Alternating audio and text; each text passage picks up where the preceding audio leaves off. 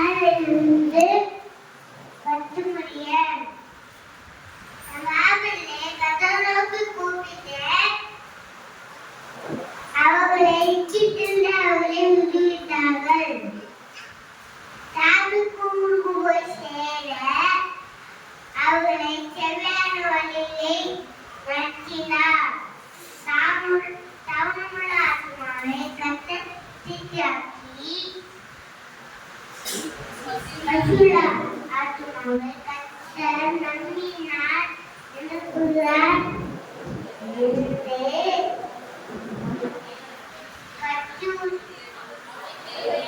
அவருடைய கிருபை மட்டுமும் மனுபுதுக்கு அதிசயம் மட்டுமும் அவரை துணிவாக என்னுடைய வார்த்தைக்கு இவர்கள் தலைமைப்படுத்தி உணர்வான ஆலோசனை அசைந்து பண்ணினார்கள். ஆமென்.